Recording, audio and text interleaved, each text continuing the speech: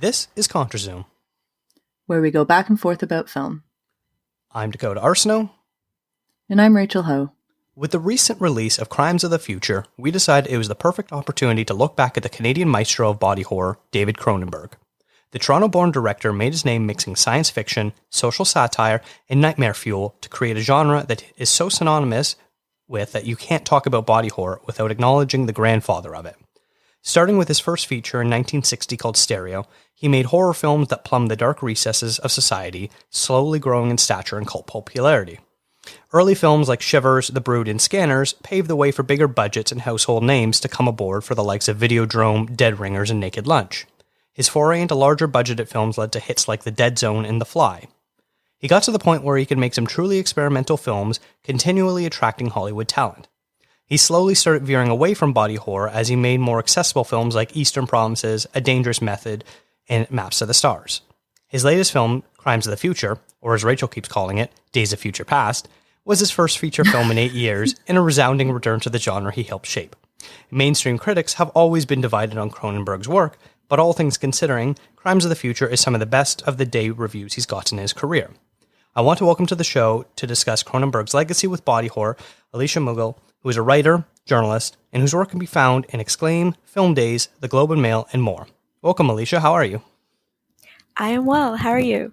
I'm excellent. I'm so happy that we finally get you on this show. I heard that you were kind of interested in doing some film podcasting, and Rachel, you work with her sometimes, so it was nice that we can kind of all connect and finally talk about a subject that I know you're a fan of. I genuinely am so excited to be here, and yeah, Cronenberg is one of my all-time favorites, so this is like a dream come true, so wow, thank you for making my dream come true.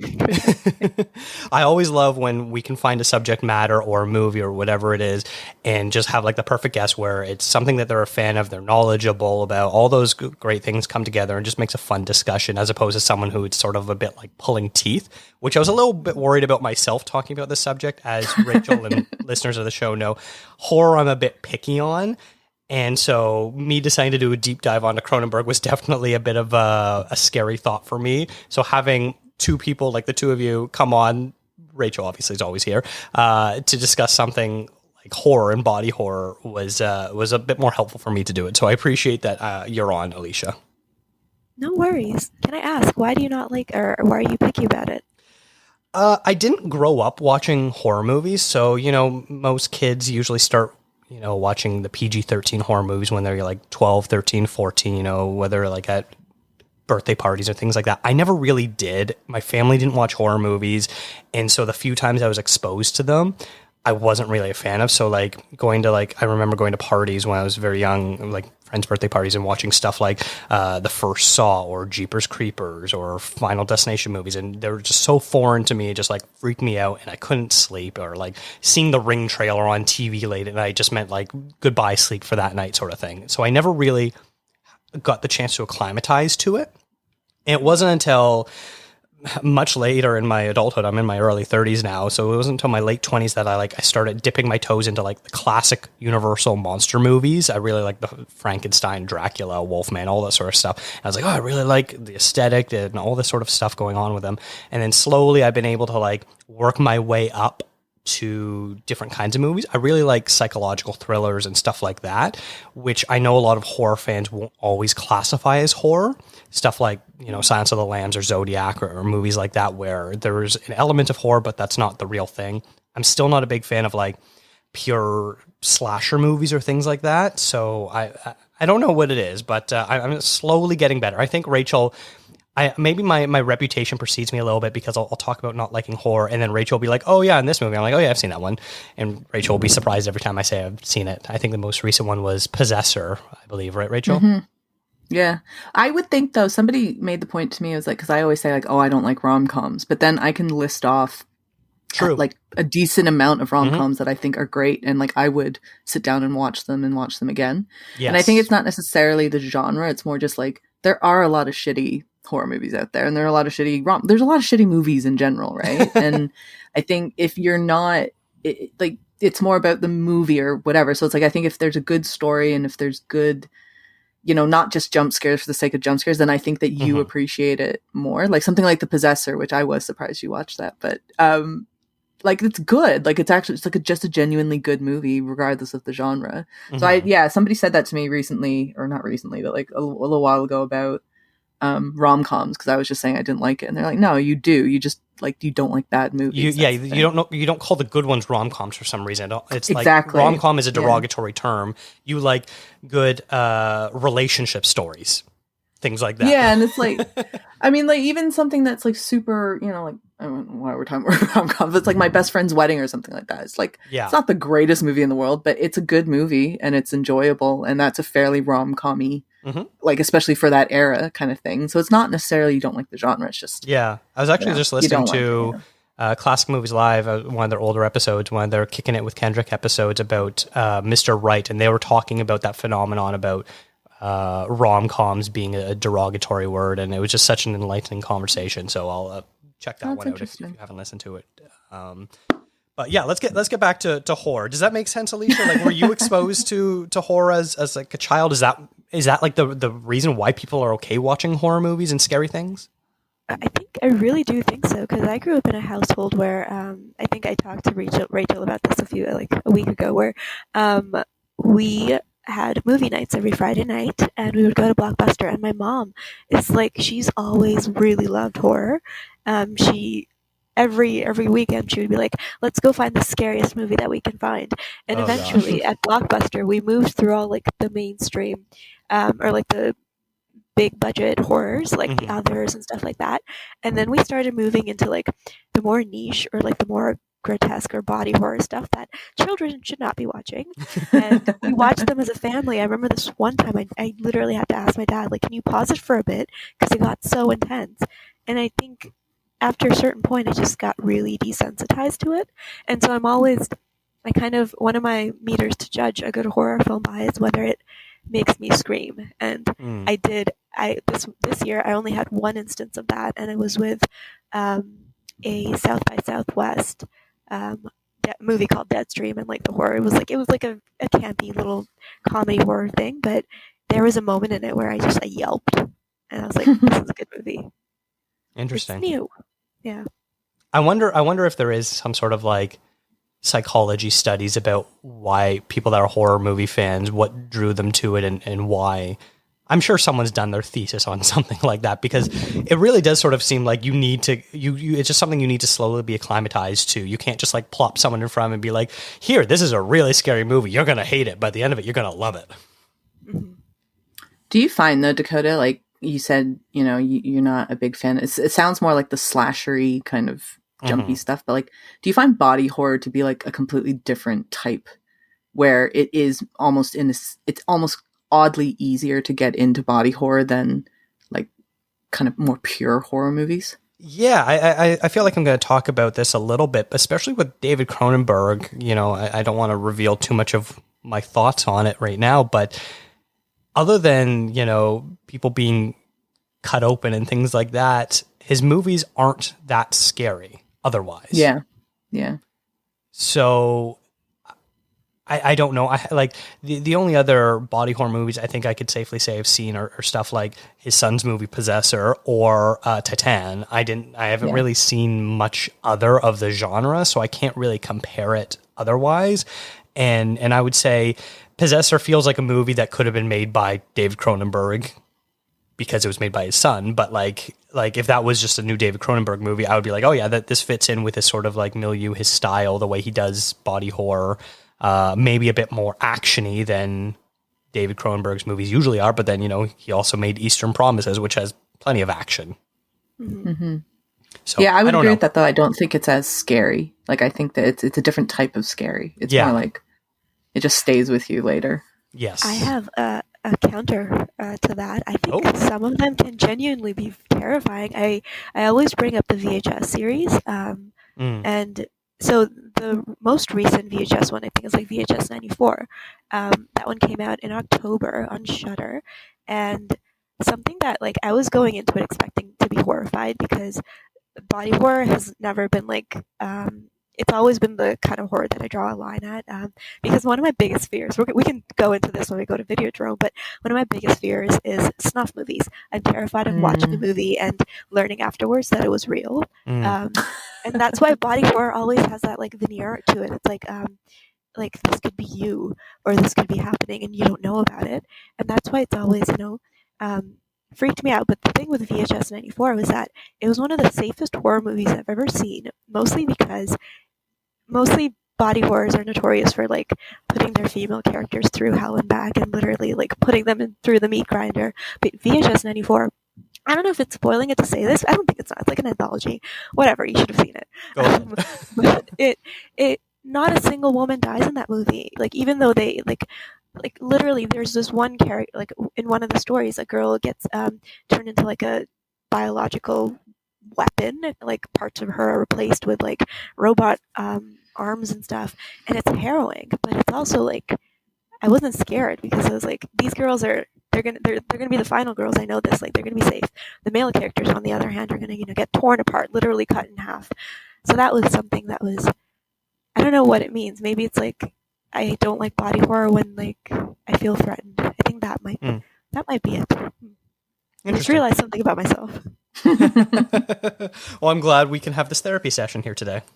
Thank you. A new world opens up. You afraid of a little emotion? Let's retrace the music. They are evolving away from the human path. I think it'll be a revelation. Might not be quite legal. Well, I guess we'll kind of get back on subject a little bit. And the first question I wanted to ask everyone is, what was your introduction to David Cronenberg, and sort of what is your history with his filmography? I know Rachel's off the air, but I definitely want her to tell her story about it. But Alicia, let's start with you. What was the first Cronenberg movie you saw in your sort of overall relationship to his work? Eastern Promises. I went, I think it might have been a Vincent Castle phase when I was younger. I used to go through phases, so I would move through the actor's filmography, and then I came across Eastern Promises, and to this day, it's my comfort movie. I love watching it. There's something about it that is stunning and so romantic, and I don't know. I love Viggo Mortensen's character. I feel like he would protect me. So yeah, that was kind of my beginning, and then I wanted to see more of Viggo Mortensen because he's stunning. So I watched History of Violence, and then once I got through that one, I started moving through everything else, and yeah, I don't know what it is about him. It's like an intuitive need that he satisfies, and yeah, that was it. Interesting. So would you say you've seen a good chunk of his filmography overall? I think so. Okay. I also saw that one that I think his son a few years ago did called Antiviral. That was a good one. Made you feel sick. That was a good one. I've also read his book Consumed. That also makes you feel sick in a not good way. Like you're teeming with bugs. It's interesting. Rachel, what about you? I don't actually remember the first Cronenberg movie I saw. I don't know why either. I kind of went into this weird thing in like grade 9 of going to Blockbuster. I think it was Blockbuster at the time, and just watching a bunch of Cronenberg movies. I really don't know why I did this or what happened to me that made me want to do it. But I just kind of kept going. Like Alicia said, like I go into phases as well where you're just really into an actor or a director and you just go in and binge the entire, their entire catalog of work.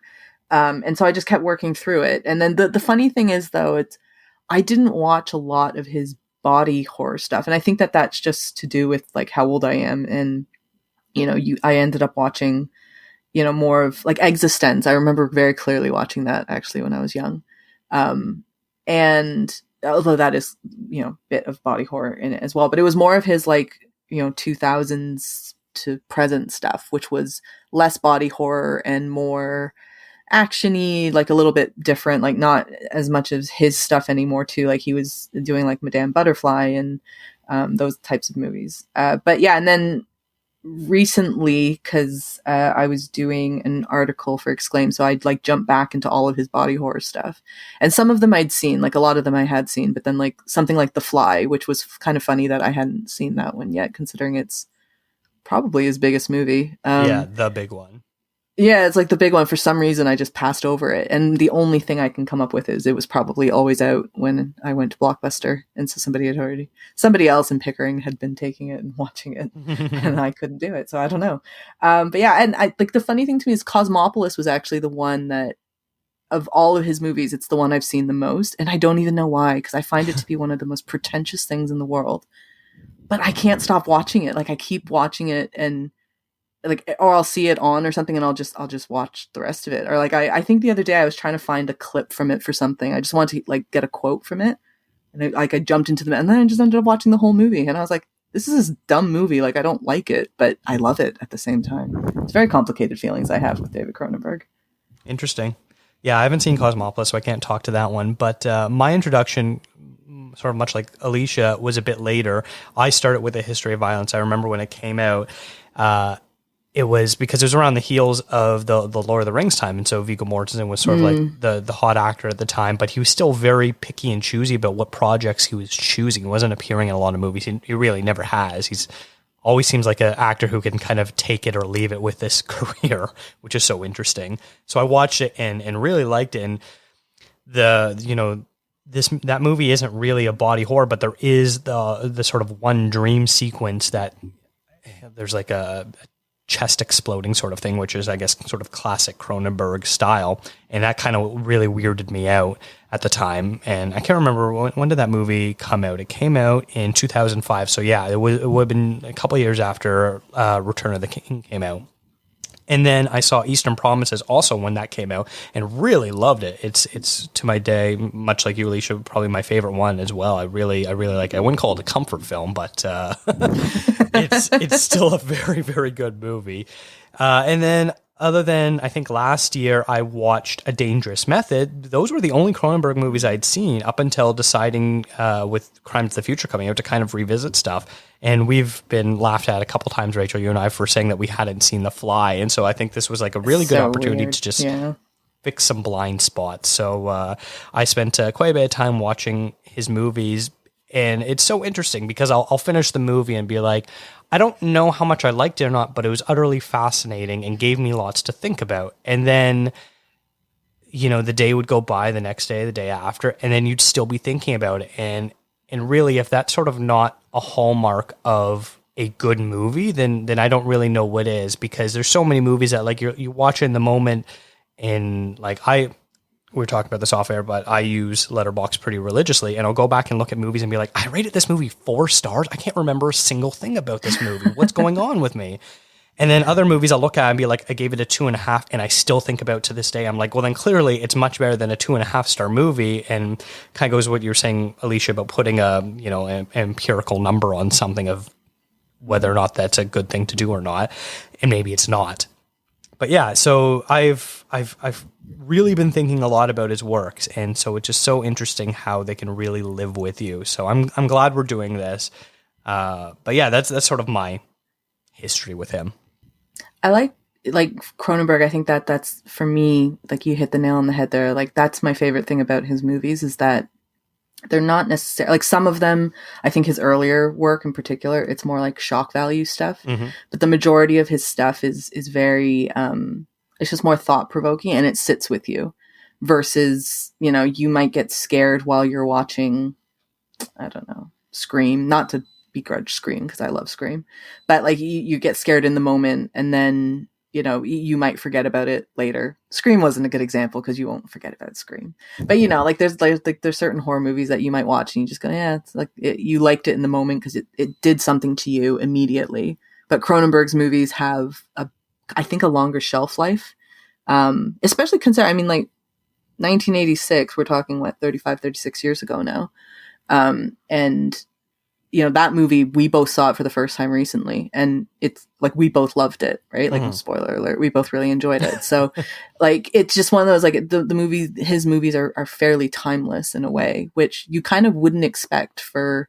that genre. Like, you don't really think that genre can be timeless, but he somehow does it. I think a lot of it might have to do with just his infusion of like genuinely like academically philosophical ideas into his work. Something I wanted to bring up, that a fun fact that I like to tell people, we went to the same Cronenberg and I went to the same college at U of T, and there used to be this short story contest that University College at U of T would run, and he submitted a short story to it and won that contest. So while I was at U of T, like it was my dream to win as well. I never did because it can't be Cronenberg, but and a lot of it, like, I don't know, just watching a lot of his movies just reminds me of being an undergrad and like grappling with these ideas. And I feel like this is gonna sound like a diss, but like I don't mean it as a diss. I love him. It's like very I guess intro to philosophy course, his movies, but in a good way, and in a very approachable and palatable way, and it gets people to thinking about ideas that I don't know, that are fun and interesting to think about, which is why philosophers have been grappling with them for years, hundreds and thousands of years. So I really appreciate him for that. I like what you're saying there, because if you're describing that to anyone and talking about the films, it could be a bit reductive. It's just like an intro course. You're just sort of scratching the surface. You're not really getting any deeper with it. But I think with him, because his themes and explorations, despite being a little intro level, have enough meaning behind it that if you want to delve deeper into it, you have that ability to sort of jump into the deep end of that subject. Yes. Where other filmmakers would probably just stop. And I think that almost kind of lends to what I was saying about like the timelessness of his movies, because he isn't prescriptive about, like, he's not explaining, oh, this is what that means. He like kind of just introduces some concepts and then lets you take it away and think of it however, which is, I mean, I'm not a philosophy person, but it's like, to me, that would seem to me the goal of philosophy, which is, you give somebody concepts and then you let them run with it and let them think there is no right or wrong. And sometimes I think some filmmakers are very like, this is what it means, and this is the only way to think of it, and this is right, and then any other interpretation is wrong. Whereas Cronenberg is very much like, it's your interpretation. This is what this movie is. I've introduced it to you. You take it and run with it and do with it what you want. And that's exactly why I did not like Crimes of the Future, because it was way too in your face about everything. And I keep on thinking back to Crash, and it's like Crash was like kind of weirdly morally ambiguous, but Crimes of the Future to me had a very definite moral compass, and it seemed very unlike Cronenberg, but that's just my opinion. I wonder if a lot of his movies are based on books, and Crimes of the Future is one of his few completely original screenplays. Do you think that plays into it? That's a good point. That's a good point. Yeah, that's a very good point. Because if you look at, like, The Fly is a remake of a movie. Yeah. Crash is based on a book. I believe History of Violence is based on a book. Naked Lunch is obviously based on a book. A few other ones. Dangerous Methods based on real people. So you can kind of go through his career and realize how a lot of them is based on previous sources. That's a really good point. Maybe we give... Are you saying we give Cronenberg too much credit? Okay. I don't know, but there's obviously something to being able to adapt to a book or a different source to a movie, and he seems to sort of take pleasure in adapting unadaptable books. Both Naked Lunch and Crash are books that a lot of people were like, you can't make this into a movie, and he's sort of like, watch me, I'm going to do it, it's going to be great. But then what about Videodrome? Was that also based on a book? Videodrome's his, I think. Because I loved Videodrome, and I would hold that up as an example that he can definitely do something that's deeply philosophical, but also like morally, like icky. Because that movie is like that was, I think, my favorite of all the rewatches. Videodrome, A+. Yeah, I really like. I think it's an original. I don't know. It was a pretty half-baked theory I just had there. It was just something that sort of stood out comparatively because Crimes of the Future is very much like an original movie by David Cronenberg sort of thing. Yeah. No, I do think it's a very good point, though. And I mean, it's not easy to adapt. It's not easy to write your own script. It's not easy to adapt other people's work. Like, I think one of the things I like about Cronenberg, though, is like, even if it's not his own, he's able to put like his own fingerprint on it. Like, maybe the reason his stuff works is because he does try to get the unadaptable movie or sorry, the unadaptable source work. And because it seems unadaptable, like he can just kind of go crazy with it. Maybe that's why it works so well. He should have done Dune. That would have been very interesting. Right? A Cronenberg Dune. That'd be great. It would probably be closer to David Lynch's Dune. Yeah. Probably actually. Yeah. Weirdly interesting. But yeah, so today's episode won't be a full-on review of Crimes of the Future, but we will be talking about it, doing our best to sort of avoid spoilers since it is such a new movie. We're going to mainly focus on talking about 3 films, and they are The Fly, Naked Lunch, and Videodrome, in relation to the ways that they utilize body horror to advance their stories. The Fly is more of a straightforward sci-fi flick, whereas Naked Lunch takes a period piece biopic and turns it on its head, and Videodrome, while having a contemporary setting, makes use of futuristic ideas to give life to hallucinations. Let's start with Cronenberg's biggest hit of his career with The Fly, which is now 36 years old. I think you're making a mistake. I think you really want to talk to me. Sorry, I have 3 other interviews to do before this party's over. Yeah, but they're not working on something that'll change the world as we know it. They say they are. Yeah, but they're lying. There is a limit, even to the imagination. Human teleportation, molecular decimation, breakdown, and reformation is inherently purging. Where our greatest creations meet our deepest fears. Something went wrong, Seth. When you went through, something went wrong. You are about to go beyond that limit. Does its allegory for disease still hold up? Rachel, you recently watched this for the first time, so let's start with you. I found it really interesting that he was very specific about saying like it wasn't about anything to do with AIDS, because when you watch it, it does seem very much, very much, yeah. It's very, and the time that it came out, like 1986, that's right at the peak of when the AIDS epidemic was happening. So I do find it interesting that he was like I can understand why people would read that into it, but that wasn't his intention. But I mean, like, to me, it wasn't so much about disease almost, even though obviously that's a heavy theme in it. It's more, what I took from it anyways, was more about, our fascination and kind of desperation as humans to not age, to be so afraid of aging and of changing, of like our bodies are good, like our physical bodies will fail us at one point if they haven't already.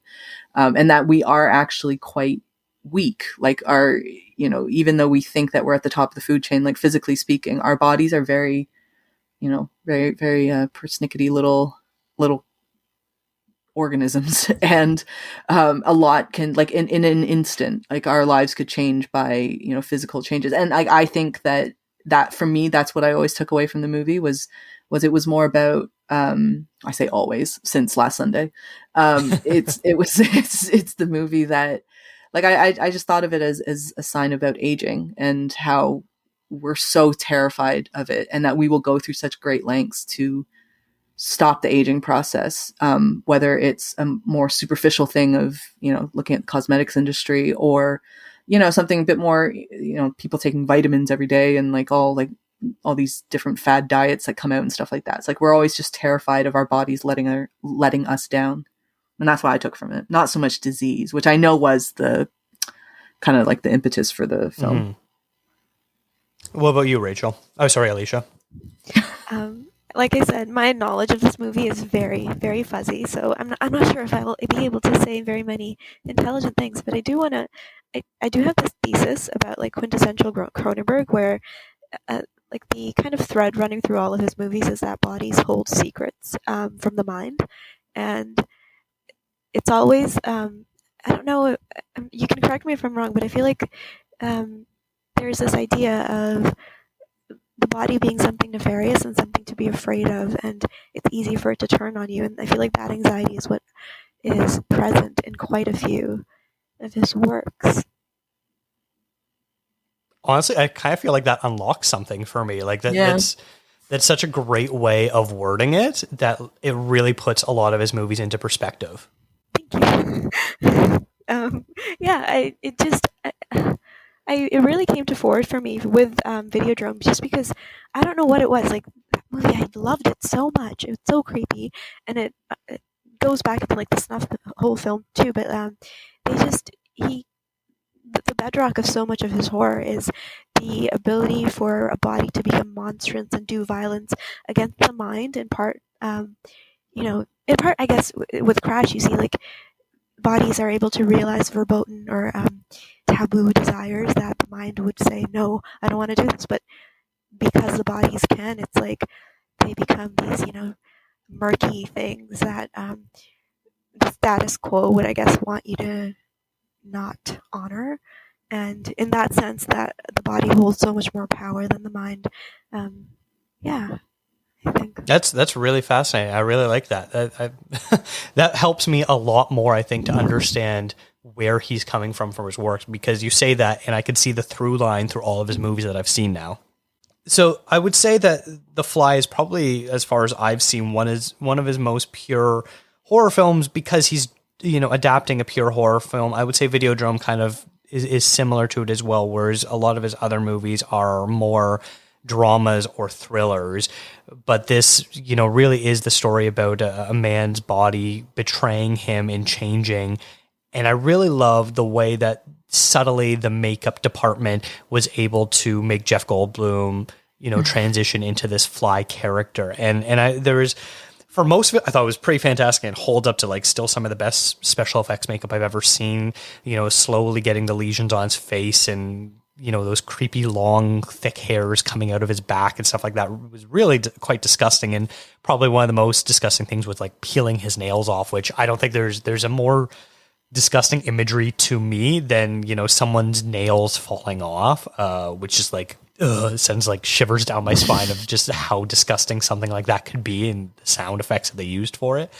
It wasn't really until he like is like almost at full fly. He's got like this rubber suit on that doesn't move very well. And it's kind of awkward. That didn't quite work for me. But then when he went to like the full Brundle fly, it went back to working again. So it was sort of interesting where it was just that like one specific moment of his transformation that didn't quite work for me. But the rest of it I thought was really fantastic. Would you say, Rachel, that the special effects makeup held up over these 30 plus years? I think it does. And I think that like, it's really fascinating. Like I shit on Marvel a lot for having really bad CGI, considering like how much money and how many resources and talent they have at their disposal. And so when I see something like this, like back in 1986, and it's like, you can do practical effects. And I'm sure that there might've been some, I don't know, like maybe there was no computer touch up on it, but it's like, it's incredible to me how well, even like, I know what you're talking about with like the kind of the rubbery suit thing where he does look a little bit more awkward, but like, I don't know, it didn't take me out. Like I was just kind of like, yeah, like it you just take it as part of it. But I was really impressed how well that the practical effects hold up, because that if they did it today, it probably would look worse. Like somehow, like, cause it would just be entirely probably on computer and it just wouldn't look as good. And I find that really interesting that like, I particularly like I didn't like it, but like with the, when his teeth fall out, like you have the fingernail thing. For me, it was the teeth falling out. Like I was so creeped out by that. And this idea of, I don't know, I maybe I have like a fear of like biting into something and then all my teeth just like gently fall out. I think that's the thing too. What's that dream? Because I know people that dream about losing their teeth, it means something. Yeah, something to do with money, I think. Something, yeah. Which, yeah, that makes sense for me. But let's be honest. But yeah, it's like I think because usually when we think of people losing their teeth, it's like a very like a horrific thing, like you're getting your teeth pulled out and it hurts, right? Yeah. But in this one, it's like it's just so loosely, just kind of pops out. Like same with the fingernails, right? Like it just comes out so effortlessly, and there's no pain, and he just kind of like, as he's becoming Brundlefly, like he takes it and he looks at it and he's just like, oh well, okay, like this happened, and moving on and kind of thing, like. So yeah, I think the effects though are pretty amazing. And like when he was on the ceiling as well, like when he's clipping up on the ceiling, I was looking a bit into that, like how they did that, and it kind of sounds almost like how they did the Inception, like the zero gravity the fight, rotating room. Yeah, it's like, it sounds like they did something maybe not as sophisticated as what was done in Inception, but something quite close to that, which I found really interesting as well. And like, I love movies that do practical effects, and like, it's becoming less and less, obviously, but I just find it more interesting. Like, it's on screen, I do think it makes a difference. And I know that the amount of effort and money it takes to do those, maybe it is more worthwhile just to do it on computer today. But I like the behind the scenes aspect of that, of just like, how did you make this? How did you create this shot? Yeah. And I think The Fly is brilliant at that. Like when his like the outer human shell comes like crumbling down and just like in chunks of really good flesh, like that's gnarly, but like it's so cool. Like it's really, really well done. I loved it. I recently watched the original Thing too, and that's from a similar era. And just like watching these two movies in short succession, it's just like, I really miss practical effects in movies. Yeah. They're so much better. I mean, I haven't seen the new Jurassic Park yet, but like everyone, like the first Jurassic Park, which was what, 93, I think? Yeah, 92. Like they haven't been able to beat that yet. You know, like they still haven't made anything that looks as good as what happened in 1993, which is insane to think about. Like with all the technology we have in front of us, it still was better when it was just practical. And I like, and I think The Fly is like such a good example of that. Overall, I would say though, the body horror aspect, I think is really element to this in relation to the rest of his work. You know, I can't really make a one-to-one comparison between The Fly and Crimes of the Future because, you know, The Fly is about a person's body changing against their will, whereas Crimes of the Future very much is choosing to augment and change your body. But there's still sort of elements, I think, that are a bit of a similarity. Would you agree with that statement, or is this just kind of grasping at loose straws here? I think a lot of the bodily change in Crimes of the Future was, especially with the ability to eat. Like everybody needed those weird funky chairs to be able to digest food. A lot of it was fear of the body doing stuff that you did not want them to do, which is why I guess like that cataloging thing that Kristen Stewart and the other guy, they were like cataloging organs. So I feel like that movie kind of did also harness that energy of bodies going out of our control, but also with that, I guess that underground group of people, they also kind of wanted to harness surgery to do good. So I feel like it was like a clash of both, of choosing, but then also creating opportunities to choose in face of not being able to choose. Does that make sense? Yeah, very much so. I would agree with that. I think like I've always looked at body horror as kind of having, it has many pillars, but like two kind of central ones, which is you either have body transformation or body mutilation. And those tend to be the body horror that people go for. And there's different examples of it, like that we'll talk about later, I'm sure. But like, you know, I think The Fly is obviously a body transformation. It's about what, you know, the human body becoming something other than human. Whereas Crimes of Future to me is more the mutilation of the body. And then from there, you do get what you're talking about, Alicia, like the permission of it and the desire of like, whether it's your own decision to do so or whatnot. And I like that to me is, I like that Cronenberg kind of does both, right? Like I like that he explores both sides of, you know, our kind of typical definition of what body horror is. And I think like The Fly, when you talk about transitioning into a completely different creature, and then it even like kind of goes a bit one step further where it's two organic items that melded together and the human body becomes the fly. But then in the very like last moments, the telepod, like an inanimate object, also falls into it. And so it's like it's this transformation upon transformation upon transformation.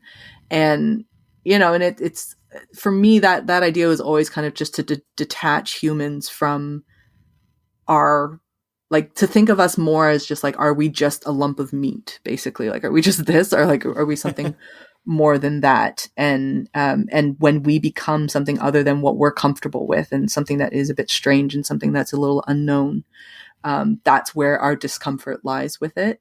But yeah, I think with Crimes of Future, I think that's more of, you know, what Alicia was talking about, which was, you know, like permission and consent in many ways, which is also in Videodrome as well, though. There's kind of that aspect too.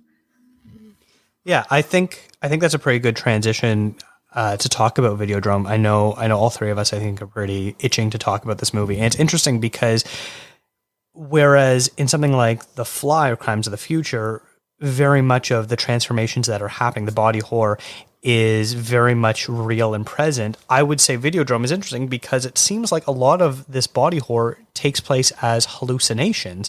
Now you can sort of argue or question whether or not towards the end how much of it is actually real and maybe is a little bit more real than it looks, but through a good chunk of the runtime, any of these sort of body horror elements are pure hallucinations experienced mostly by the James Woods character. And so that's really interesting, sort of these forced hallucinations are put upon them, these people, and what it does to them.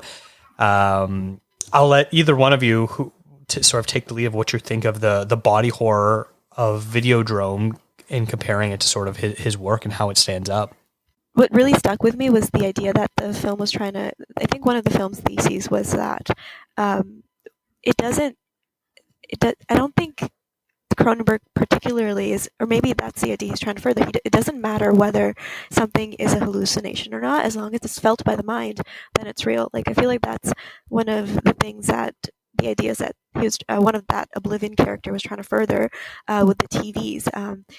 Like, one of the most fascinating aspects that I wish that they worked on, played out more, but that's just like a little wish I have, was that idea of, like, it was kind of like a shelter for the unhoused people, where instead of giving, like, they did give them food, but they gave them rooms to watch TV in. And that whole idea of, if you lose the ability to watch TV or to stimulate your mind in that way, then you fall out of the normal way of things, you fall out of society. And it just, I think the movie doesn't really care to give you a definitive answer as to whether the hallucinations were real or not, because it might as well be. Because I think scientifically also it's true that if you tell your mind something, because our minds are very literal, they believe it. So that's, I think, the idea that the movie was playing with too, was even if it's not happening to James Woods' character in real life, the brain sees it as real. It feels that pain. It feels, you know, the mutilation and the anguish and the fear, regardless. And I wonder what that says about us as audiences watching all this horror take place. Do we also feel it? Yeah, no kidding. I really like that. I like that. I mean, it reminded me of like a Seinfeld thing when, like, George says it's not a lie if you believe it to be true, Exactly. kind of thing. Yeah. But it's true. It's like it's kind of, when people say, oh, like, I'm sorry if I offended you, like that really backhanded apology type thing. Mm-hmm. Whereas, like, even if you didn't intend it, well, the fact is you feel what you feel and you see what you see, and this and that, and that's really interesting, especially, with the big kind of body horror piece in it is the big abdomen split down the Woods' character, Max Wren. And, I always found it interesting, like, when they're putting the Betamax tape inside, and that felt like such a violation of him, like, and even though it's like, it's interesting what you're saying, Alicia, in, like, in the sense of maybe that didn't happen. Like, obviously, like, if we take it as a realistic thing, a Betamax player did not get shoved into this man's abdomen like that. If we're living in the real world, that doesn't happen. However, that feeling of the violation that he has from, the tape, the Videodrome, into him, that is very real. That's what he's feeling. That's what's visceral about it. And then what Cronenberg does of making that body slit, that big slit down the center, it just makes it more tangible, more tactile in a way for us to see, versus like, Dakota, I think we were talking about this in the last episode with Locke. It's like that idea of you don't say it, you show it, right? Yes. Whereas Locke, you had to say it. But, like, in this one, it's like he could have said it. Like, James Woods' character could be like, oh, I feel so violated, or something like that. Yeah. Hopefully better dialogue than that. But, but in fact, like, what Cronenberg does is show it to us in a very interesting way. See the anguish. Yeah, exactly. Yeah. And, like, that to me that's why I love Videodrome. I think it's such an interesting movie that you could talk about for ages. Like there's so many different aspects to it. Like I love the idea that Cronenberg was inspired to do this because of City TV, which is like, I found that so funny because I remember those those movies on City TV, like late at night and things like that. Like I remember like you watch on the weekend. Yeah, like after a certain time period, it flipped and City TV became just this weird channel. And especially for like a young person. And it's like, I was up late and watching and I'm like, what the hell is this? Like I'm too young to really process what's happening. But I love that Cronenberg was so like annoyed with this in a sense and being like, this is wrong.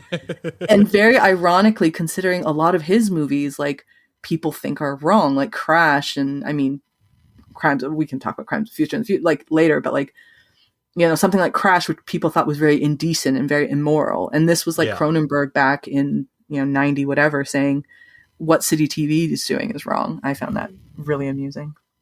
Which is my favorite aspect of horror. How is, especially with like found footage stuff and like Cannibal Holocaust and stuff, they always comment on like that the TV we're getting already is messed up, and people blame like movies for messing us up. And it's like, no, this news coverage is so like graphic and gross, and like broadcast journalism is it crossing a line? And so what's the difference between the grotesque ray I'm showing you and your daily news intake? That reminds me of Nightcrawler a lot, like the kind of the themes in Nightcrawler. Yeah, what's real is more likely to mess you up than any imagined thing, piece of media, whatever you want to call it. But there's something I specifically want to get the sort of both of your opinion about, and sort of it's this aspect, especially both in Videodrome and Crimes of the Future. I think there's two things that are so similar. In a common trope in horror movies, I find, is about making men uncomfortable. So you think about something like Alien, having a man being forced to give birth to something he doesn't want to give, a parasite. And then in Videodrome, the slit in his abdomen, kind of looks like a vagina, and he's being inserted with his tape in there, and it's so violating, as you were talking about there, Rachel. And then Crimes of the Future, this bed that Viggo Mortensen sleeps in kind of looks like a womb, and he's being like engulfed, and then he's like is born every day because he has a good sleep in. It's sort of thing. So it's just sort of interesting, this concept that Cronenberg tackles about what does it mean to sort of impose masculinity and femininity and all these different things, and how do you make men uncomfortable by forcing them to face realities that women might have to experience themselves. And I would sort of love, especially Alicia, I know a lot of your work is based on looking through film through a critical lens of gender, how you sort of view Cronenberg's work in regards to that as well as a male filmmaker. I think it's wildly feminist. I genuinely I love the idea that you could always raise the argument to him that most of his protagonists are male. He very rarely works with female protagonists, but unless they're like in like a kind of like a supporting role, like Keira Knightley in Dangerous Method, or like Naomi Watts.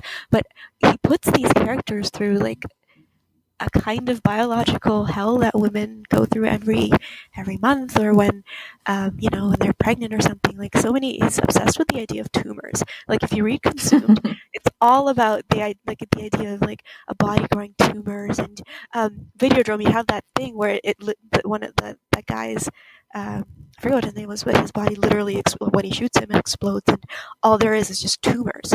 And it just, I don't know. I don't know. I don't know if I have a thought that's fully formed to this, but I do think it could be argued that he is being very feminist in his in the gore he foists onto his male characters.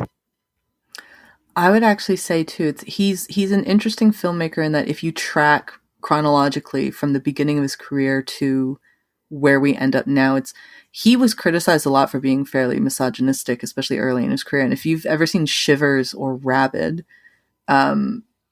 those movies, I watched them. Those I think, I can't remember if I've ever seen them before, but they're really uncomfortable to watch now because the amount of violence that he puts on women, and sexual violence in particular, it's unnerving. Like, the amount of it too. Like, it's not just one. Like, I know people were giving The Last Duel a lot of tack for, showing a rape scene twice, but there was a point to that. Whereas in his earlier work, I don't even know if there was really a point to it. And it really made me turn me off of Cronenberg a little bit, because it's just uncomfortable. And you're just like, dude, why do you hate women so much? What are you doing? Yeah. But if you see it from, kind of track it throughout, so I'm just trying to find, how old is Cronenberg now? I think in his 70s. Yeah. So he was born in 1943. So he's 79 now. So he's almost 80. And it's he made, so he would have been, say, 30 some odd, 30, 40 years old when he did Shivers and Rabbits. I don't know him, obviously, but it is to say, I don't think he was, I think he was maybe he's just a product of his environment and his generation of what it was. But you can see a growth from him, that he does become, like you said, more feminist and more, maybe he doesn't want to go completely and quote unquote identify as a feminist, but it's I think he is more aware of, the differences between a man and a woman, and how violence works differently between men and women, and how that can be perceived. And so I think he's a really interesting director to watch his movies literally from the start of his career to now, because you can really see a progression, particularly in the way that he treats men and women in his films. And, I like Alicia said, it would be nice if he had more female protagonists. Existence has Jennifer Jason Leigh, and she is she's the protagonist in that. But I kind of don't mind it in the sense too, because I think if he feels more comfortable having a man be in the protagonist role, because that's what he's comfortable with directing and writing, whatever, but he's showing it it's almost his way of grappling with the differences between men and women, and the differences in how we're treated in society and things like that. And so I don't mind that in a sense, but I find him really fascinating in the gender aspect of just seeing his growth and seeing his progression through his career. I totally agree. That's an A+ point. Thank you, Alicia. Yeah. I would sort of say the last thing I want to talk about with Videodrome is, we talked about there's this concept in the movie where people need to watch TV to sort of feel connected to reality and be nourished. It's basically like a soup kitchen, but instead of serving soup, they're serving access to television. And while sort of a satire of the way TV was looking at the time in the 80s, becoming more sensationalist, I would say it's even more prescient today, because you could substitute, TV for the internet or social media or things like that, and it would be just as much so. You can if you want to use some sort of allegory of, instead of an IV drip, you have a cell phone connected directly into your veins or something like that. And it would basically be the exact same thing that he was doing with Videodrome, of showing this need to consume at all times. If you're not consuming media, social media, whatever it is, you are literally, depriving yourself, and you may as well just be some, homeless vagrant on the street that doesn't know anything and is completely disconnected from reality. And so it's just sort of an interesting allegory of how, it started out as a way to criticize city TV, and looks now even more futuristic than it did back in the 80s. Cronenberg's always had, I think, a very, he's people always say The Simpsons did it first, they predict him. Cronenberg's predicted quite a bit of stuff in his movies. And it's funny you talk about the cell phone being directly connected to you, in the movie Existence, which you haven't seen, right, Dakota? I don't think you've seen. No, I have not. You should watch that. I think you'd really like it. That is a video game. They call it Biopods, and it's a fleshy kind of console thing that looks like it has nipples on it and stuff like that. And there's a big long cord, which is a very umbilical cord type thing, and it connects into your lower back into something that looks like an anus. I'm just gonna say, Cronenberg's got a thing for anus looking things. He really does. we can get into that in Naked Lunch, but he really has a thing for the anus aesthetic, which I find fascinating. And it's that thing connects, the biopod connects into your body through this port that they drill into the back of your lower back. And so, but between Existence and Videodrome, I think Cronenberg just had this, I don't know if he knew it, he just had this pulse on this idea of we're getting really consumed with entertainment, not just any type of entertainment, but mindless, senseless, very titillating entertainment.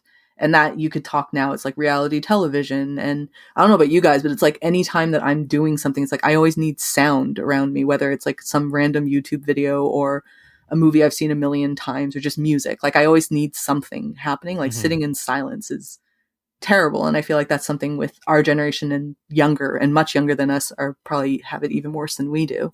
And I don't know how he thought of it, or maybe it's just a coincidence. And it's one of those things that, you know, like Shakespeare, like years and years later, we read more into it than the artist ever intended for us to read into it. But he's always been like just on top of trends that would come to light, you know, years later.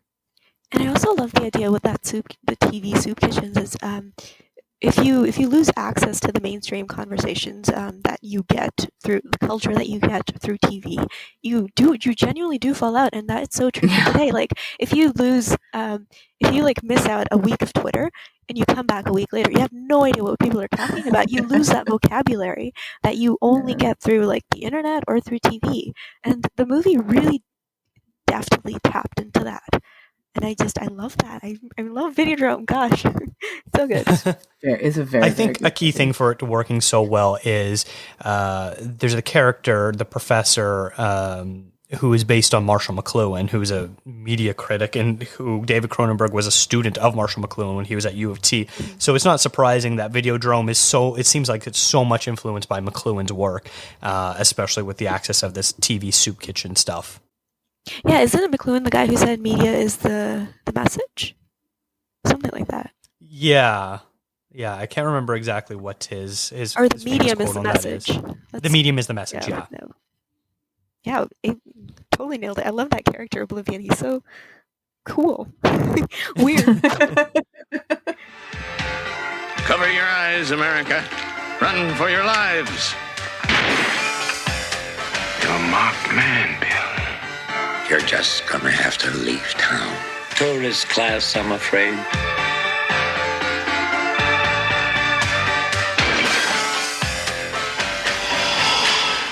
Thought you were finished with doing weird stuff. I thought I was too, but I guess I'm not. All right, let's move on to the last one we're going to kind of focus on, and that is Naked Lunch. So while The Fly was very much a realistic portrayal of what is happening to someone with body horror, and Videodrome is more about the hallucinations, Naked Lunch sort of straddles the line in between both of them. This is very clearly basically a biopic of William S. Burroughs that he wrote himself, about doing so many drugs he hallucinated his entire life. So it's interesting that we get this allegory of doing so much drugs that you hallucinate all this body horror stuff, but in reality, it's still kind of happening, sort of. It's this very kind of, sort of confusing world if you're just trying to describe it, but it both seems real and fake in the sense of a hallucination, and it's just sort of interesting how they're kind of Cronenberg's able to meld those two worlds together.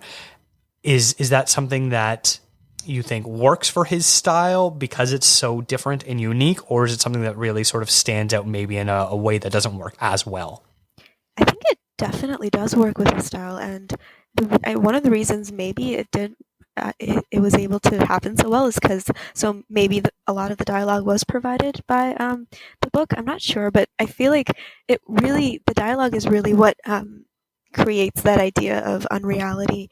When you have it's like kind of like a double speak, that so much of the dialogue could hold true for the hallucination world, but it also holds true for the real world. And so with that kind of like box checked, he was able to bring in his the sets that contained that weird world and the aliens and like the insects. So maybe, do you guys think that maybe the ease of having like a blueprint with the words created made it easier for him to kind of go crazy with the weirdness?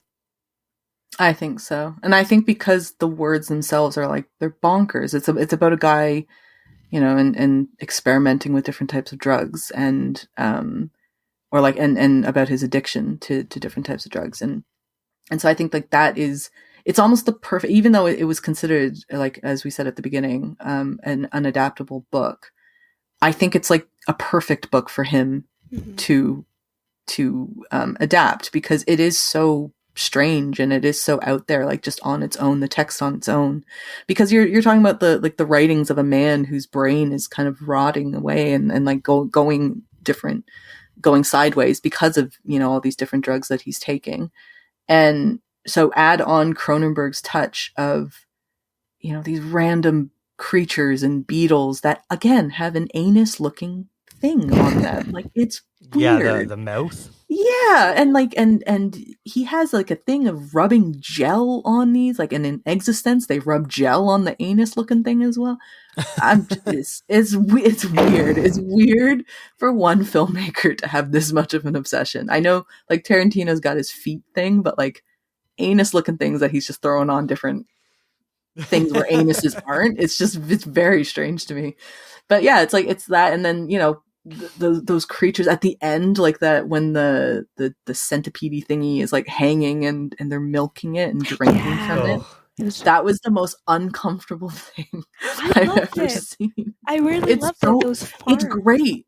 It's great, but it's like, it was so uncomfortable, and because it's uncomfortable is why it was great. Like, it's just, it's like it's the ramblings of a madman mixed with the visuals of another madman. Exactly. And somehow it just works. Mm-hmm. Like, even it's the strangest movie though. I think Naked Lunch is one of Cronenberg's weirdest movies. I definitely think it's one of his weirdest movies. Not very accessible. It's not accessible. Do you guys think it was too long? I think it was too long for what it could have been.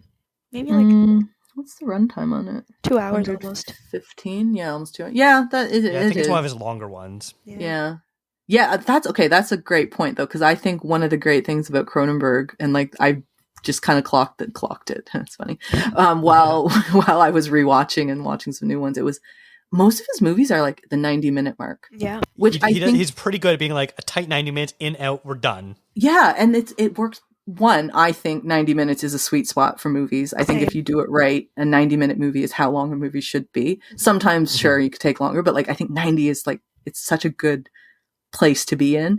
But for Cronenberg's movies in particular, because they are so strange and because they are so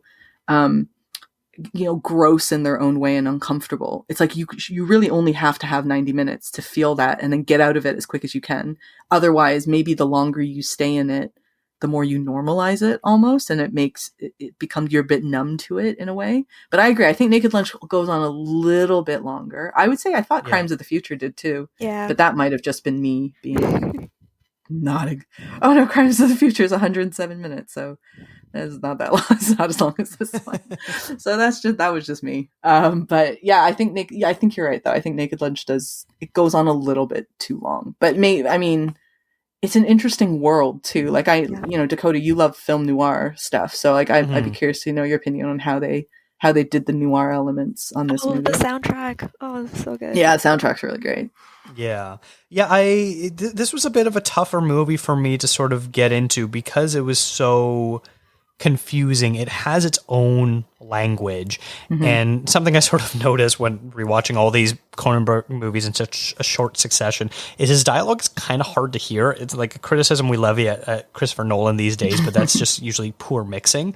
But I find with him, his actors usually speak so softly. So I found myself, I don't always do this, but I'll do it often enough. But I found myself having to turn on subtitles for every movie that I was able to find them for that had them, just because I couldn't understand what some of the characters were saying. And I feel like I was missing some pretty critical information. And, reading along the dialogue on Naked Lunch, I found myself still just as confused because don't really understand what they're talking about half the time, which, maybe is a bit of a noir trope to begin with, where you're just like, guy, I don't know what you're saying here. Can you just explain it without like trying to sound like you're some hip 1920s jazz hipster sort of thing? But as far as the noir aspect of it, I did kind of like that, where you never really knew. It almost felt like one of those things where you felt like he was a double agent the whole time. You're like, oh, he's playing dumb, but maybe he actually really does know what's going on. So it was sort of interesting to try to track that and try to figure out the mystery at the same time that you're watching the main character played by Peter Weller and trying to figure out, does he know what's going on, or is this all a mystery to him as well too? And I think that's sort of, been explored in other noir films as well, and I like that. So it was just an interesting one. The only thing I didn't really care for is the typewriters. Obviously, the anus thing is a bit weird, but they looked so fake, especially when he was typing on it. It just looked like he was typing on a piece of rubber. That it didn't quite work for me. I have a theory about, we talked about Cronenberg's special effects, but one of these theories that I've been kind of working with Cronenberg is he does it on purpose, where his effects, the gore or like all these other like machine things that he does, they always veer eerily toward the camp side. Like, he will always try and do some, like, I've noticed it, and so, like, even with something like Eastern Promises, the blood is just too red for it to be taken seriously. Everything is just a bit too much, and I don't know if he does it on purpose, but it always seems, it reads more campy to me than the gore that maybe something like, I don't know, a more subtle horror might have. Do you notice what? Am I just going insane by watching too much of this, or is it something you noticed? I think no, so. I would agree with you. Yeah, I would too. It almost seems like the point of some of his body horror is it's so over the top that it loses its believability. And not in the sense of like, I'm taken out of the story. It's just like, you can't picture a body doing doing things like this or looking like this. So it almost helps for me, as we talked about at the beginning, not being a huge horror guy, helps me process it, because I'm able to watch and be like, okay, I know this isn't real because it's so over the top. It keeps you at a remove in like a safe way. Yes. Yeah. And there's a bit of a distance between the viewer and the filmmaker. And I think that that's what, in kind of, maybe it's like a bit of a meta thing, because I think that that's what body horror does in a way. It's like it's the idea is to detach you from reality. So like when when a man is transforming into a fly, like that is very detached from reality. When you have a slit in the middle of your stomach and you're storing guns away and stuff like that. Like, so, and maybe that's kind of him just doubling down on doubling down on the idea that, you know, you want that disconnect. We're supposed to have that gap between reality and what he is trying to show as humanity, like different ways of showing humanity. And so I think he does it on purpose. And like, cause if you see other, like a lot of, like, I mean, even the controller in Crimes of the Future, like it is that kind of squidgy thing. It felt very Naked Lunchy. Yeah, and I mean, Existenz, the biopod that I was talking about, it's the same thing. Like it kind of has that same quality to it, where it looks human-like, but it's not at all at the same time. Like it looks organic, but you know for a fact that it's absolutely not actually real. It just has that quality to it. But I also really like the last head, the centipede head that was on the typewriter. I thought he was a nice guy, the little creature. Nice. He seemed, thank you, Alicia. He seemed really nice. Little eyes. Yeah, and he was so supportive and just like gave nice advice. I really liked him. And then maybe that's why I was really upset when it turned into this weird milking farm thing. I was like, oh, poor guy. It was simultaneously like sucking from a breast, but also giving blowjobs. I loved it. Like visual double entendre. He had the blowjobs. He had the anus. Like Cronenberg he's trying to tell us something. I think he's really trying to tell us something. I feel like with Cronenberg, someone went up to him like, "Oh man, Cronenberg, David, I hear you're an ass man." He goes, "No, anus man." Well, no. There's a difference. He really is. It's very true. You wouldn't think it, but there is a subtlety there of showing anuses throughout all of your movies, or like anus-like things. He also does like vagina-like things as well. Mm-hmm. He's subtle but not subtle at the same time, is he? Like he's just, his imagery is never subtle, like it's just right there, but the concepts that he does, I think like he subtly weaves that in, which is interesting for like, especially the types of movie he makes. Like he has a good balance, I find, through a lot of, you know, really brash, you know, gory stuff, and then just more quiet concepts that stay with you. Like that's what we were talking about right at the beginning. Yeah, he's unabashed about his genre-ness. Like I feel like so many directors are like, ooh, I don't like the definedness of genres. Like he doesn't care. Like he loves that he's a genre director, and I respect that about him. It's funny though, because he's like, I was looking stuff up about him, and he was saying how the term body horror, he's just like, some journalist came up with that. Oh. Like, so whereas I think like what you're saying is true, Alicia, like he doesn't care that he is a genre filmmaker. Like he likes working in that, and he you know, and he's obviously explored other things as well, but even in his like action movies, he still manages to put in body horror elements into them. Mm-hmm. So clearly he likes working in that space. But I think that what he maybe doesn't so much enjoy is like the confines of saying like, oh, this is what body horror is. Like he doesn't like that label of it, but he doesn't mind working within it at the same time. Because like clearly if he did, then he would have, well, he kind of did stop for a little while. He did stop in a sense, like for about almost like 20 years. Like he didn't make a pure body horror movie since I think Existence might have been the last one. And then, no, did Crash come after that? I can't remember. No, Crash was 96. I think Crash was 96. Yeah, Existence is 96 and Existence is 99. Yeah. So it's like Existence is kind of the last one that he does, which is I would consider a more pure body horror. And then he goes off and does some other stuff. Again, still incorporating things, and then Crimes of the Future. But he also didn't work as much from 2000 to 2022. Like he wasn't working nearly as much as he had when he was younger. And then Crimes of the Future comes in, and this is a very pure body horror movie, regardless of how we feel about it. It's just like, it is a very, very, it's back to like his roots in a way. I know he's had trouble getting financing, and I wonder if, you know, A History of Violence got Ed Harris an Oscar nomination, and Easter Promises was also a pretty big hit relative to its, you know, budget size and things like that. But I think that afterwards, the 3 movies they followed up with, A Dangerous Method, Cosmopolis, and Maps of the Stars, all did pretty middling. You know, they didn't do well at the box office. None of them really got great reviews.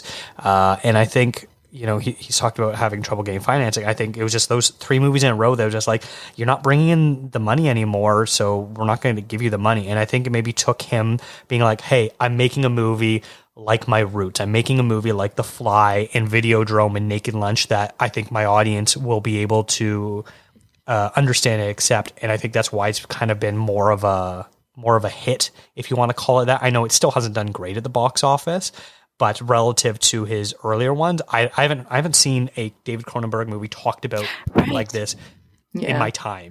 It's true. Yeah. Do you think that the media campaign was so aggressive because of that? Because he wanted to bring in the money to show maybe the people that he could? Maybe. I'd also take into consideration that we're in Canada, and I think what we're seeing, in particular Alicia and I, like in Toronto specifically, like his movies are going to be a big deal here. Like they had that huge premiere downtown with I think Vigo was there as well, I think, and they went to Montreal too, because I saw pictures. Yeah, I think Vigo and Leia were there as well. Yeah, and it's like usually when you have a Toronto premiere, let's be honest, not the stars of the movie don't typically show up unless you're Keanu Reeves and Carrie-Anne Moss, because they're Canadian as well, though. So they show up for the Matrix one. And so for Cronenberg, like to have them, like they made it like a really, really big thing. Because I think the Toronto premiere was the first one after Cannes, wasn't it? I think Cannes, and then this was kind of like their non-festival premiere for the movie. And yeah, I feel like maybe it's because we're in Canada and that's why it makes it seem bigger. But I would agree. We've never really seen a bigger opening. But also Cronenberg's movies, to me, he's never been like a box office. Like he's not a director I look at and go like, oh yeah, he's brought in a lot of money. His movies aren't really like that, even though some of his movies have done very, very well, mind you.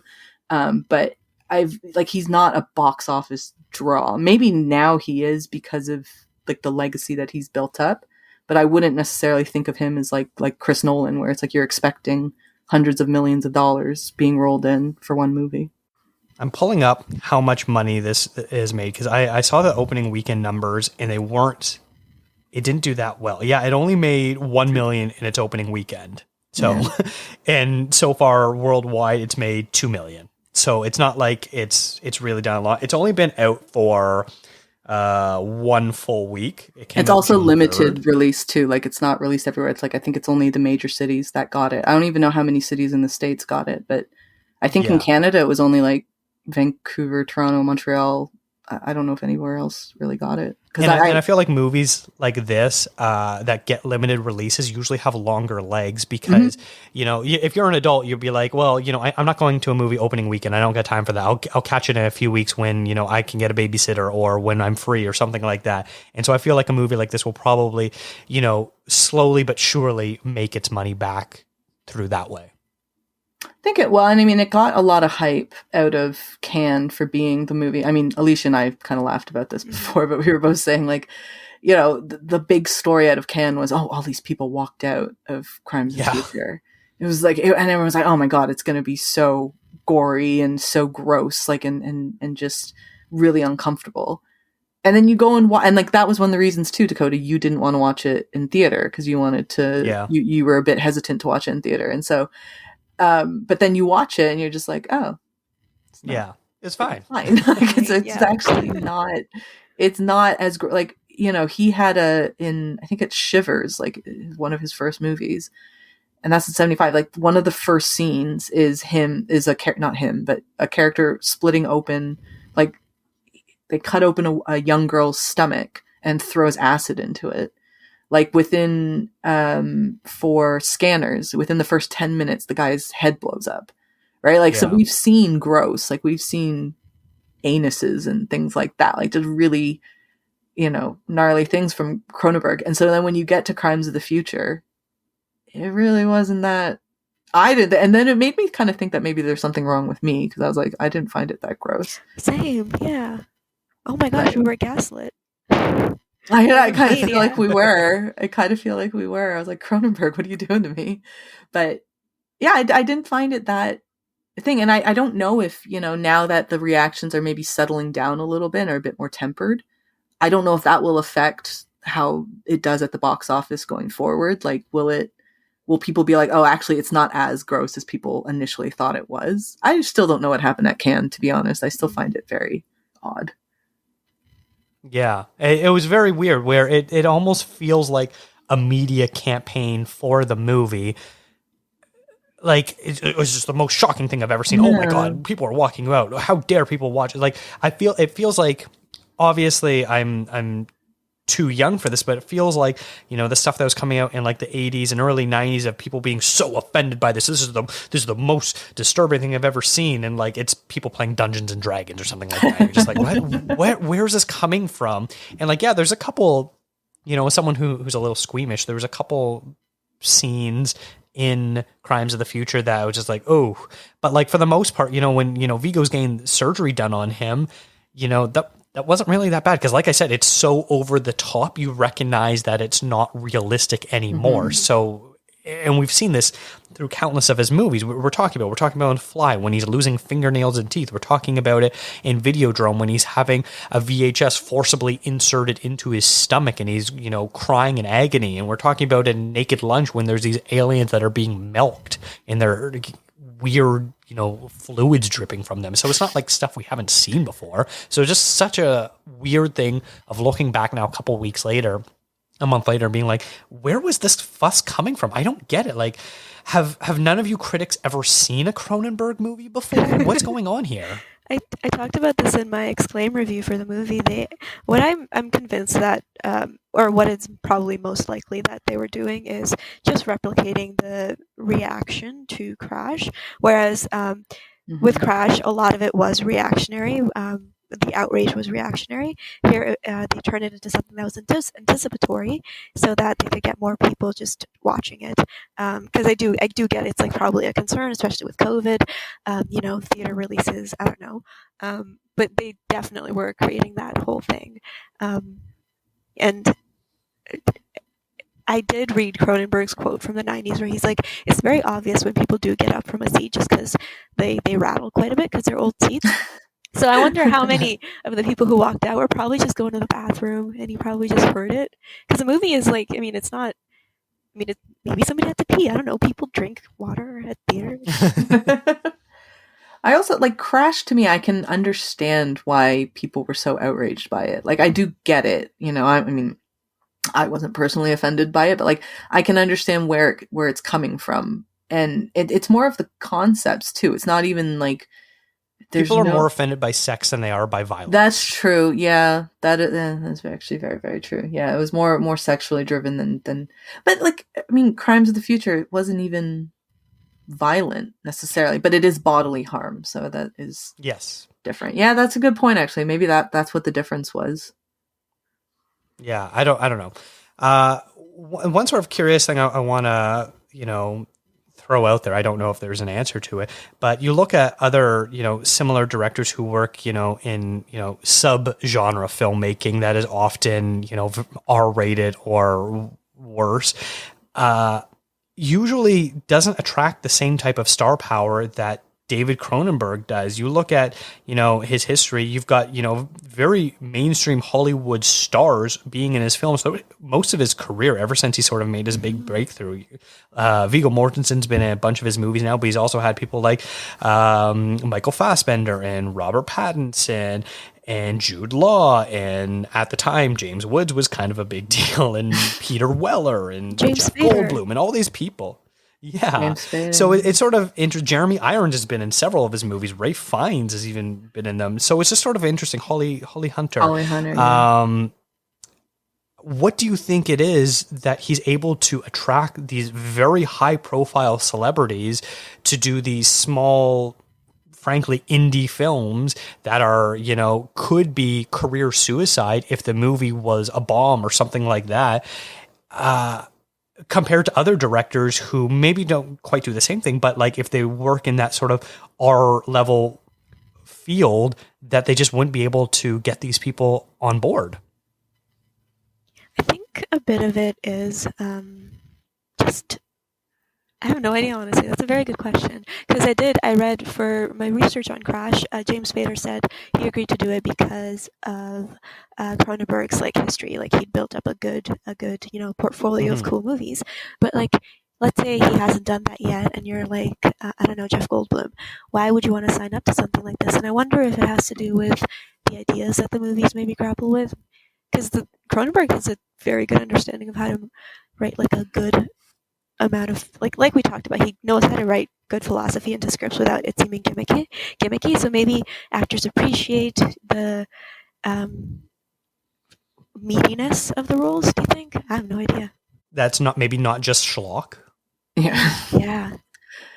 I think it's like, even though those guys are like really big stars, I actually think that they're not like, they're not like the Tom Cruise or the Brad Pitts or, like today, like the Chris Evans and those guys. Like they're big stars, but they're still stars that do like quirky movies. Like if you look at all of those actors that you named, it's like they do weird stuff along with the big stuff. Like they've kind of managed to find that kind of the great equilibrium that I'm sure every actor would like, which is you can have really big box office stuff like a Twilight or whatever, and Jude Law's done obviously a ton of mainstream stuff, but also you have the other side where you do these really kind of quirky weird things like small movies that and that's what you're more drawn to in a sense, whereas you're not big as like, I think of like George Clooney and Brad Pitt. Like I couldn't see them doing a movie like Cronenberg because they're a different type of movie star than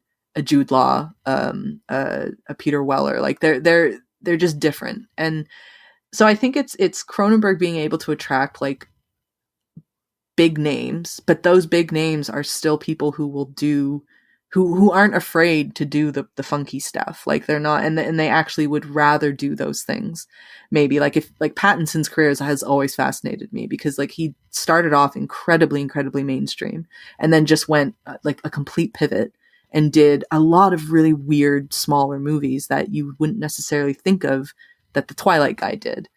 And so I think Cronenberg was really good about attracting those types of people. Like I'm waiting for Mads Mikkelsen to be in a Cronenberg movie because I just like maybe. Oh wow, yes, that would be amazing. Like I feel like that he's exactly the kind of actor that Cronenberg works well with. Where and he's also a huge name now. Like Mads is rightly so like a big kind of superstar in the movie industry. So yeah, I find like it is big name actors, but like these are actors who kind of look for those types of roles as well. And I think also he's maybe smart enough to approach actors who he knows are financially comfortable enough to maybe take a weird leap in their career. Like with Pattinson, he was able to, I feel like much of what afforded him the ability to do the weird stuff was the mainstream success. And same with Kristen Stewart, same with Keira Knightley. Like, I can't imagine, like, she was terrible. I love her to death. She's my all-time favorite actress.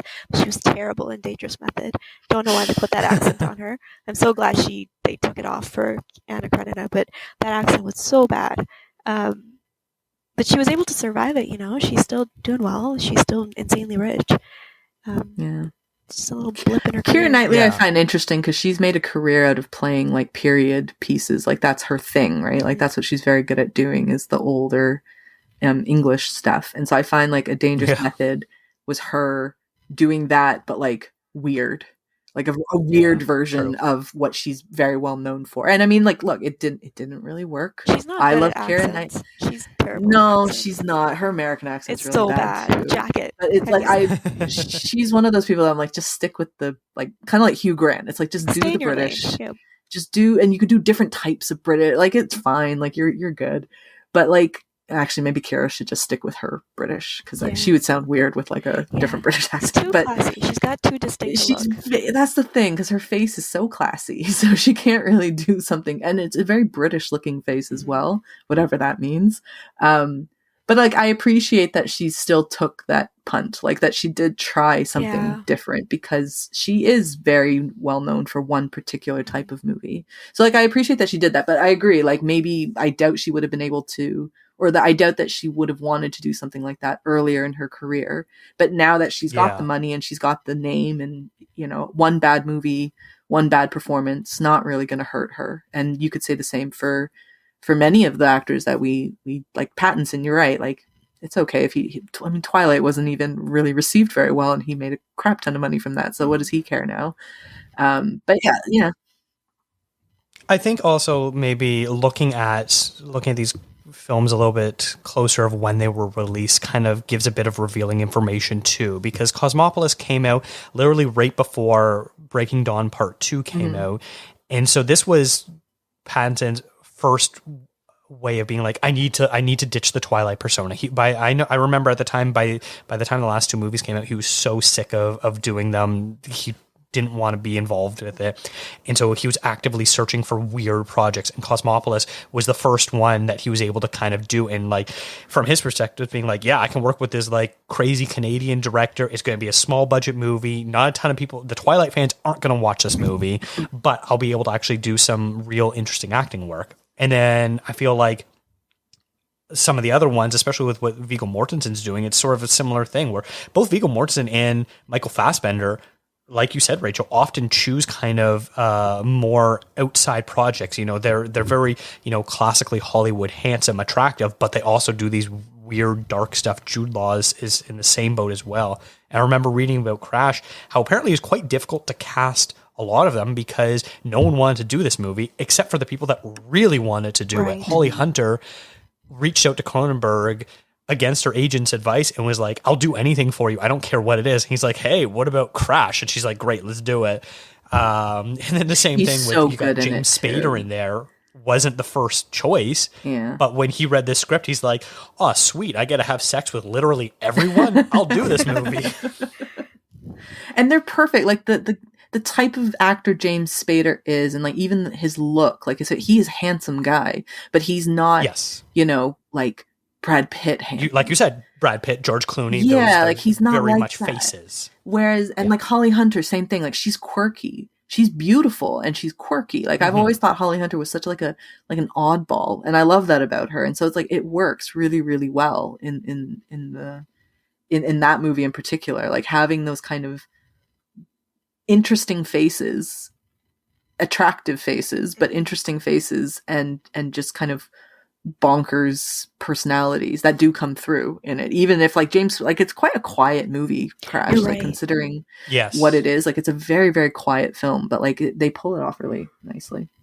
I think sort of the last thing I want to talk about here is I sort of hinted at the very beginning of the show, and I don't think Cronenberg makes horror movies. Most of these movies are just psychological dramas, very intense dramas that have, sections of body horror elements in it, of, this very intense gore and violence and things like that. But for the most part, they're not similar. They're like, none of these movies I was really scared by. The Fly is probably the closest to being like a pure horror movie, parts of Videodrome as well. But like, they're not scary movies like other scary movies are out there, actual horror movies. So do you find that maybe because so much is based in the drama, based in the interpersonal dramas, and that's maybe what's attracting all these Hollywood stars to it, and then they also get to do some kind of interesting effects work, practical effects work? I agree. I 100% agree. Because, yeah. Same. Yeah, I think, like, and again, like, I already kind of talked about, like, tracking the progression of Cronenberg's career, but it's like, if you do look back to his work in the 70s, those are more what I would consider to be like pure horror movies, and they're and you can tell, and it doesn't feel like Cronenberg in many ways, because they feel, I personally think, really unrefined, and they're not sophisticated in the way that we've seen him become later on in his career. And I'm glad they exist. Like, I like that he has movies where they're not, I personally I like actively just dislike some of his earlier stuff, but I like that, like, he's kind of gone from this very blatant horror director, and then he makes it, like, he calmed down a little bit, and he brought it down a bit. He brought other aspects down, but then, like, he increased the body horror up. So, like, to kind of create like a different balance there. And I think, I think actors in general, they just want good stories to tell. They want interesting parts, like whether it is, today it's all superhero movies, but like that, like every decade and every generation will have a particular type of movie that Hollywood is churning out over and over and over again. And so then you have somebody like Cronenberg who does something a little bit different. And I think that that's what's interesting about it. And I think you could say the same thing with like Chris Nolan, which is why earlier in his career, people wanted to work with Chris Nolan, because it was something different. Like, Inception was very different for the time than what we were getting. And so it's like, if you're an actor and all you're seeing is the same types of scripts, and because you're a certain type of actor too, like if you're Jude Law, you're getting the same type of movies over and over again. And then all of a sudden you get this kind of weird body horror-esque movie on your desk. It's like, that will pique your interest a little bit more. Absolutely. And I also totally agree with 100% what you said. But to add to that, I think actors see that what he does is genuinely intelligent. It's all very cerebral, and it's not like superhero movies now have got that reputation going for them. They're like, oh, they're too mainstream. Their dialogue is bloated. It's all just, very black and white ideas. Cronenberg is always going to have much more, just because he does come from that academic background, but also it's just, he's a smart guy, and he knows what he's doing. He knows how to craft a good story. He knows how stories work. And if I were an actor, I would go to him, because all of his characters are heavy with a good understanding of how they're built. And that it'll challenge you, and it'll be rewarding. And hopefully that's what actors look for, rewarding work. It's funny. I feel like a lot of people like us, think about if I was an actor, I would love to do something like David Cronenberg. It's so weird. It's so out there. You get to, not be the good guy or the bad guy. You gotta really dig into what it means to be a human and all this sort of weird stuff. And then you also get this fun aspect of playing around with prosthetic work and special effects and all this really cool, interesting stuff. So it's interesting. I've often thought about like directors like Cronenberg being like, man, if I was a professional actor, I would totally love to work with someone like him. It'd be scary though, wouldn't it? I think it would be like, which is part of probably what is the attraction too, is like, it's scary to think of like what you're going to be doing, especially if that's not the norm right now. Like if you're always doing a certain type of movie in a certain type of way, and then Cronenberg comes in and is like, hey, we want to do this movie, but it's going to be done in a completely different way. It's like, it's very disarming, right? Like, and I think, it's interesting. It takes a certain type of actor, like we've been saying, to do it. And most, I think, will be too cautious to want to do it. Like, I feel like in theory, you could say like a Chris Evans would be like, oh yeah, I'd love to work with Cronenberg, but he probably never would. He's not good. Yeah, he wouldn't be able to, I don't think. No, I don't think so. Like, can you picture Chris Evans in Crimes of the Future? Like, something like that? I can't. Because, he has a resting happy face, I feel. He's too happy looking. He's not miserable enough looking. Because you got Vigo with that dark face. But like, I love Chris. I adore Chris Evans. I have a lot of love for the man. He's a beautiful human being.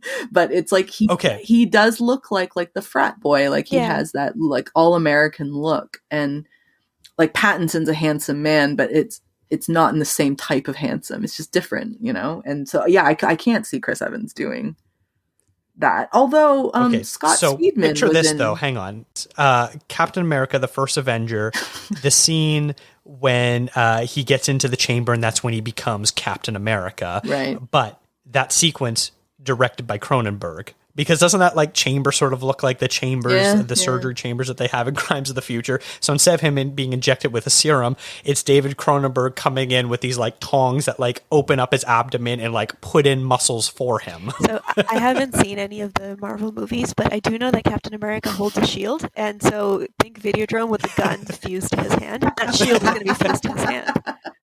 Okay, so this would be a fascinating project. Is Cronenberg does the MCU? So basically, he redoes every part of the MCU. Yes, and it's like he does all 30 movies.